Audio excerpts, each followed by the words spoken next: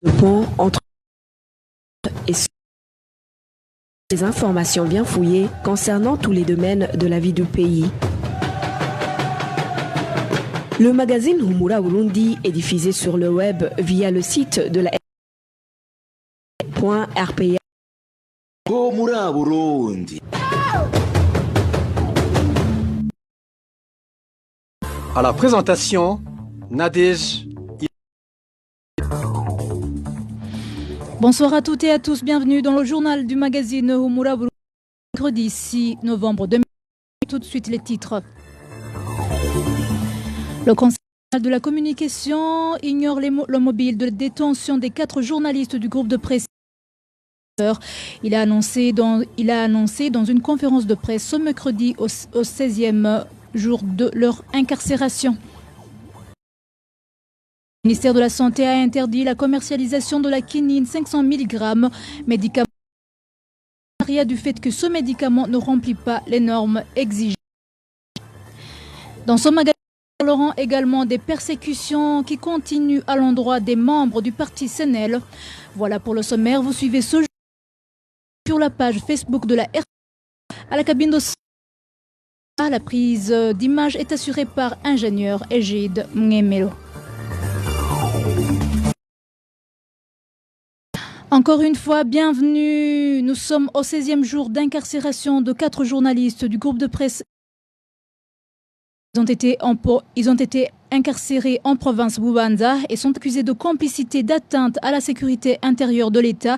Cela étant, le CNC dit ne pas être au courant des accusations. De détails pour pouvoir s'exprimer. Simplement, je dirais que quand la justice se saisit d'une affaire, et même quand il s'agit d'une affaire en rapport avec l'exercice du journalisme, le CNC n'est pas en droit d'intervenir pour dire à la justice de faire ceci ou cela, la justice étant libre. Évidemment, si ces journalistes auraient commis des fautes avec l'exercice de leur profession, nous demandons que le droit soit dit, mais si d'aventure ces journalistes seraient accusés d'autres fautes en dehors de l'exercice de leur métier, jusqu'aujourd'hui, il est stipulé quelque part dans la loi que aucun citoyen burundais n'est au-dessus de la loi, même les journalistes. Et donc, s'ils ont commis des fautes de droit commun, dans ce cas, le CNC n'est pas directement concerné. Sinon, le CNC n'a pas beaucoup à dire aussi longtemps qu'il n'est pas encore informé des fautes que ces journalistes auraient commises. C'était Nestor Banhumukundi, président du CNC, parlant toujours de la détention des journalistes du groupe de presse Iwachu. À ce 16e jour, le mouvement des jeunes burundais M15 en sigle a dressé une correspondance au président de l'Union africaine dans laquelle le dit mouvement sollicite son intervention afin que ces journalistes soient libérés. Suivez à ce propos comme Nzeimana, porte-parole du mouvement M15.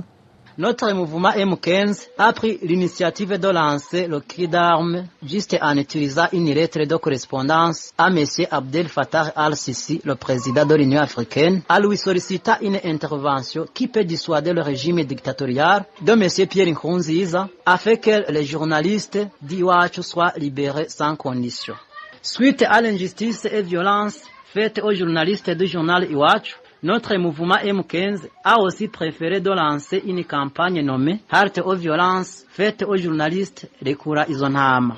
Notre campagne aura lieu demain jeudi le 7 novembre et prendra fin le 14 novembre 2019, donc c'est une période d'une semaine. Nous demandons aux journalistes de rester debout et soudés dans ces moments durs et aussi aux médias d'aider à cette action durant la période si précise. Humura Burundi. À présent, par sécurité, un pasteur de l'église Agapé de la commune Gahombo en province Kayanza a été tué la nuit dernière sur la colline Kivuvuma dans cette même commune. Les auteurs et le mobile de cet assassinat sont jusque-là inconnus. Les détails avec Emmanuel Ndaishimiye. Casimir Boussa est le nom du pasteur de l'église Agapé qui a été assassiné dans la commune Gahombo de la province Kayanza. Selon nos sources de la commune Gahombo, vers 20h de ce mardi, Casimir Boussa se trouvait dans la localité de Rukago, au chef-lieu de la commune Gahombo. Ceux qui l'ont assassiné ont utilisé un fusil de type pistolet et ils l'ont aussi poignardé au niveau des côtes devant l'entrée de son domicile si la colline Kivu-Vuma. Il a été tué devant le portail de son domicile quand il était en train de klaxonner avec sa moto. C'était vers 21h. La victime a été tuée par balle de type pistolet puis poignardée. Les malfaiteurs n'ont rien volé, même la moto de la victime a été retrouvée sur place. Les habitants de la commune Gahombo indiquent que les forces de l'ordre se sont rendues sur les lieux après son assassinat. Jusqu'à présent, les auteurs de ce crime ne sont pas connus. Le commissaire provincial de la police à Kayanza et les administratifs en commune Gahombo se sont rendus sur place. Mais jusqu'à maintenant, les auteurs ainsi que le motif de cet assassinat restent inconnus.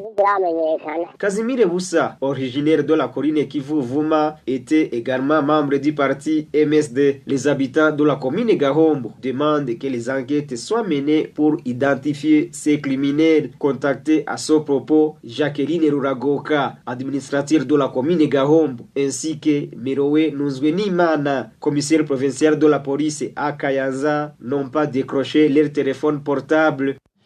Merci Emmanuel Ndaishimiye. Le parti MSD se dit consterné par l'assassinat de leurs membres, mais aussi des autres assassinats qui ne cessent d'endeuiller les familles un peu partout au pays. Pour Epitas Shimirimana, porte-parole de ce parti, c'est encore un autre signe qui indique que les élections de 2020 ne sont pas possibles. Je vous propose d'écouter Epitas Shimirimana, il est porte-parole du MSD. Nous sommes tous dans l'angoisse suite à l'assassinat sauvage de notre membre par un gouvernement qui était censé le protéger.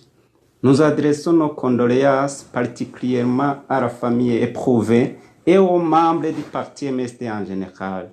Nous profitons de cette occasion pour lancer un appel vibrant à tous citoyens burundais que le sang de cet innocent Casimir et bien d'autres Burundais assassinés par le pouvoir de Nkurunziza déborde à tel point qu'il est si notable qu'on soulève un co-résiste contre cette tyrannie.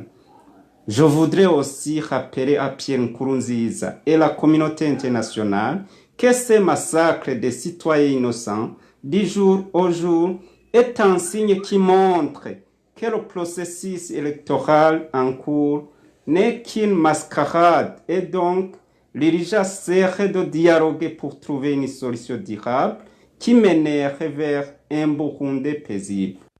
C'était Epitas Shimirimana, porte-parole du MSD. Peur panique au sein des 3 familles de la colline Lumotomoto, commune Gihanga en province de Bubanza. Ces familles ont trouvé le matin de ce mercredi des tiges en forme de croix fixées devant les portes d'entrée de leur maison. 2 des 3 familles sont des membres du parti CNL et l'autre famille appartient au chef de colline adjoint issu du parti CNDD-FDD. Reportage signé Hermès Nibandetse. Nos sources en provenance de la colline de Motomoto, commune Gihanga, de la province Bubanza, indiquent que la nuit de ce mardi, ils avaient remarqué un groupe de gens qui circulaient dans cette localité. Tôt le matin de ce mercredi, des croix avaient été fixées devant les portes des 3 maisons. 2 des 3 maisons appartiennent aux militants du parti CNL, nommés Samuel Ndwayo et Alexis Néziligé. L'autre est du chef adjoint de la colline de Motomoto, qui s'appelle Michel Matoroshi, membre du parti CNDD-FDD, précise les mêmes sources. Cette situation a provoqué de la peur panique chez les habitants de Lumotomoto. Placer une croix devant une maison d'une personne toujours en vie a été interprété par les habitants de la localité comme un message envoyé à ces familles en rapport avec leurs sécurités. Les habitants de Lumotomoto craignent la perturbation de la sécurité de ces familles. Les immunacoulés du parti CNDD-FDD sont soupçonnés d'en être les auteurs. Les habitants de cette localité demandent aux autorités compétentes de redresser cette jeunesse du parti au pouvoir tout en leur rappelant que malgré les différences d'opinion politique, ils sont tous d'abord des Burundais. À propos de cette situation, la rédaction de la RPA a essayé de joindre Léopold Ndaïsaba, administrateur de la commune Gihanga, mais sans succès, car personne n'a pu répondre à notre appel. Merci Hermès Nibandetse. En page droit de l'homme, 2 membres du parti CNL du quartier Nya Nyange-Bushaza, au chef-lieu de la province Kirundo, sont incarcérés au poste de la police du dit quartier depuis samedi dernier. Ces militants du CNL ont été arrêtés par le responsable des services du renseignement en province Kirundo. Ils sont accusés d'enseigner l'idéologie du parti CNL dans ce quartier. Le point avec Vicky Chris Nineretse. L'un des deux membres du parti Congrès national pour la liberté, en sigle détenu, est connu sous le nom de Minani et l'autre Steve, alias Jotem, tous exerçant le métier de coiffeur. Ils sont incarcérés au cachot du poste de la police du quartier Nyange-Bushaza, communément appelé Kwisenhare. Selon les habitants de ce quartier, ces membres du parti CNL ont été arrêtés par Olivier Nibitanga, le responsable des services de renseignement dans la province Kirundo, les accusant d'enseigner l'idéologie de leur formation politique à leurs collègues, ce que les habitants de ce quartier rejettent. L'un de ces membres du parti CNL a été arrêté à son domicile et l'autre en cours du chemin vers le lieu de son travail. On ne peut pas prouver qu'ils étaient en train d'enseigner l'idéologie de leur parti. Seulement, on les a soupçonnés d'enseigner l'idéologie du parti CNL à leurs collègues coiffeurs.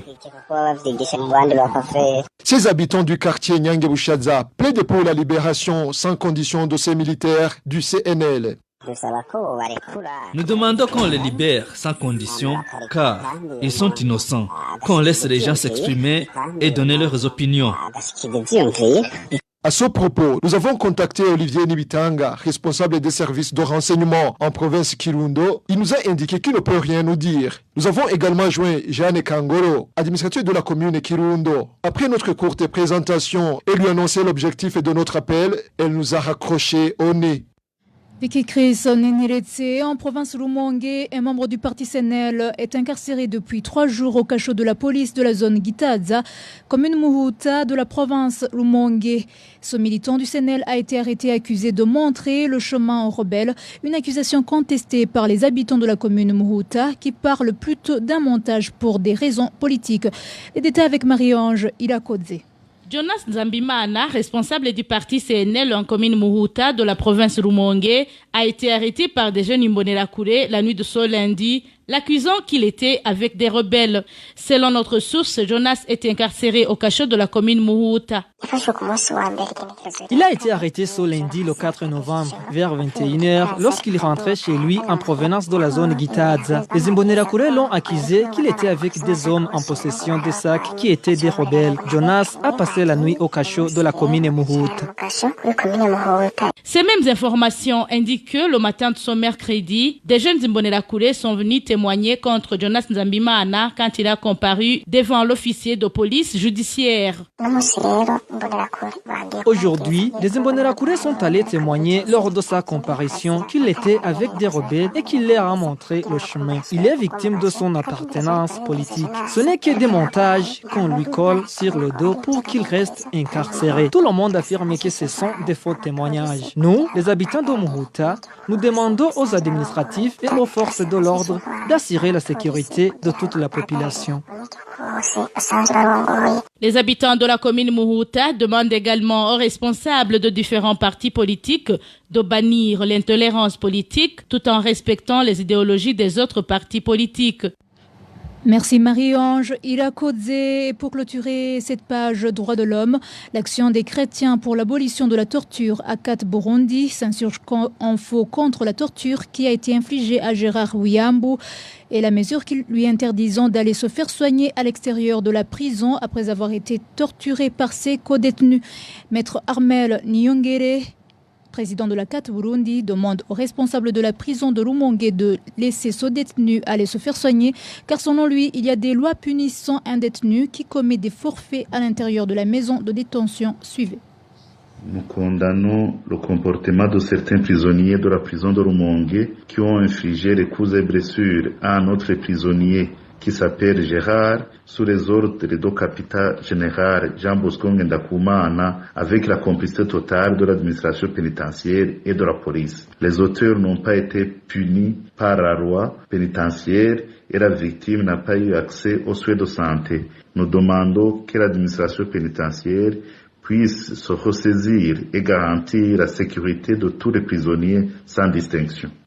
C'était Maître Armel Nyongere, président de la CAT Burundi.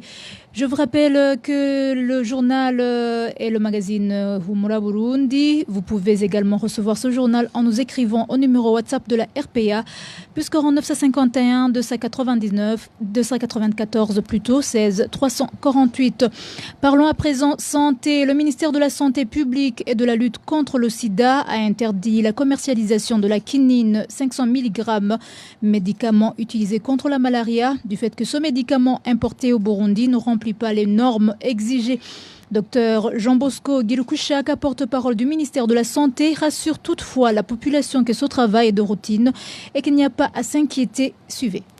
Il n'y a pas une raison qu'on pourrait évoquer qui soit derrière pour que les usines pharmaceutiques non conformes au Burundi. Cela arrive pour plusieurs firmes pharmaceutiques, pour plusieurs pays, et cela, pour qu'un médicament ne soit pas conforme, il y a plusieurs raisons.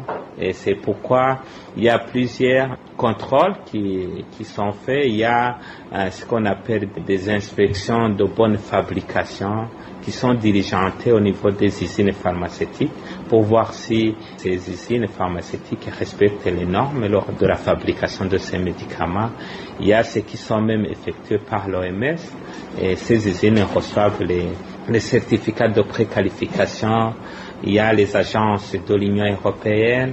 Et il y a aussi, même ici chez nous, nous avons depuis un certain nombre d'années des inspections qui sont faites dans le cadre de la communauté est-africaine pour vérifier si ces usines respectent les normes et ils reçoivent des certificats. Et même après, si ces usines respectent ces normes, il y a d'autres raisons qui peuvent être à l'origine de la non-conformité de médicaments. C'est notamment les moyens de transport. Si ces médicaments ne sont pas transportés dans des conditions exigées, ces médicaments peuvent se détériorer. C'est notamment aussi les conditions de conservation, de température et d'humidité qui sont requises pour les médicaments. Si ces conditions ne sont pas respectées, il y a aussi lieu d'avoir des médicaments qui ne sont pas conformes. C'est la raison pour laquelle on fait ces contrôles à plusieurs niveaux pour qu'à la fin, on puisse s'assurer que le médicament puisse être conforme. Et pour ceux qui pensent que la malaria a pris de l'ampleur au Burundi à cause de ce médicament non conforme, Dr Girukushaka le nie catégoriquement. Selon lui, au Burundi, c'est le médicament amodiaquine artésinate qu'on administre en première ligne aux malades de la malaria et non pas la quinine. Mais il a également fait savoir que l'amodiaquine artésinate n'est plus efficace et qu'en 2020, ce médicament sera remplacé par un autre. Et vous avez évoqué il n'y aurait pas raison pour les cas d'opalie et ces médicaments, ces quinines qui ne sont pas conformes, que cela puisse expliquer la flambée des cas d'opalie pour dire que certains peuvent prendre ces médicaments et ne pas avoir un effet donc positif. Et cela n'est pas vrai. Et d'autant plus que les médicaments qui sont utilisés pour le traitement du paludisme ne sont pas ces derniers. En première ligne, on utilise la SAT, c'est-à-dire la modiaquine artésinate. C'est le médicament qui est utilisé en première ligne au niveau national. Et donc, il n'y a aucune raison que cela puisse influer. Et même en deuxième intention, c'est l'artésinate injectable en cas d'échec. La quinine n'intervient qu'en cas de complications. En cas de paludisme grave, c'est là où la quinine peut intervenir. Donc vous comprenez qu'à ce niveau, il n'y a pas d'influence. Mais par rapport à cela, je tiens aussi à vous informer que le ministère a commandité une étude pour évaluer l'efficacité de la modiaquine artésinate. L'étude est toujours en cours, mais les résultats préliminaires montrent que le taux d'efficacité de ce médicament a baissé en passant en dessous de 90%. alors que le taux devrait approcher 100%. C'est la raison pour laquelle le ministère a pris la décision qu'à partir de l'année prochaine, on pourra passer à l'artéméter-lumefantrine comme traitement de première intention pour le paludisme simple. C'était le docteur Jean Bosco Girukwishaka, porte-parole du ministère de la Santé publique et de la lutte contre le sida. Et en page réfugiés, visite ce mardi au camp de Nduta d'une délégation du HCR en Tanzanie au niveau régional, accompagnée des représentants du gouvernement tanzanien. La situation sécuritaire et la fermeture du marché du dit camp étaient les points à l'ordre du jour. Les réfugiés de Nduta indiquent toutefois que cette visite n'a pas été concluante. Les détails avec Walter Kwizera. Dans cette visite, les deux représentants de HCR étaient venus pour voir comment se présente la situation sécuritaire des réfugiés ainsi que d'autres problèmes qui ont été récemment évoqués dans ce camp d'Nduta. Mais pour les Burundais réfugiés dans ce camp, cette visite n'a pas résolu leurs problèmes car les représentants du HCR leur ont dit d'attendre ce qui sortira de la réunion qui se tiendra le 28 novembre de cette année. Ils nous ont dit qu'ils attendent la décision du HCR dans la réunion du 28 novembre de cette année. Ils ont ajouté qu'ils ont quelques points sur lesquels ils ne sont pas d'accord avec la Tanzanie, mais qu'ils vont essayer de prendre la décision favorable.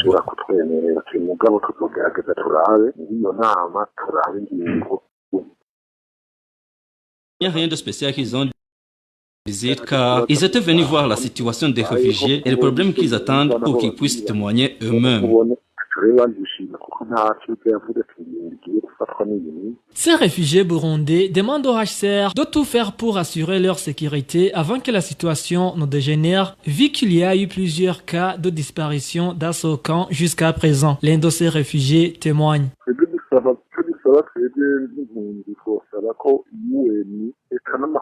Nous réfugiés demandons au HCR d'intervenir pour arrêter ça, sinon ils vont nous achever. Tu vois une personne aujourd'hui et demain, on te dit qu'ils l'ont appelé le soir et l'ont enlevé.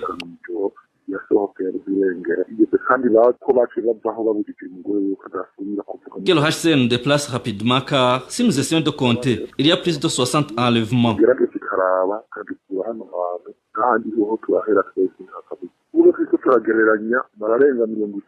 Lors de cette visite de ces représentants du HCR, le gouvernement tanzanien a rejeté toutes les accusations de ces réfugiés. Merci Walter Kwizera. Et voilà, fidèles auditeurs de la RPA, c'est ici que nous clôturons le journal du magazine Humura Burundi de ce mercredi 6 novembre 2019. Merci de nous avoir suivis. Merci à toute l'équipe rédactionnelle, sans oublier l'équipe technique. À la présentation, vous étiez avec Nadège Lakodé. Bonne soirée chez vous.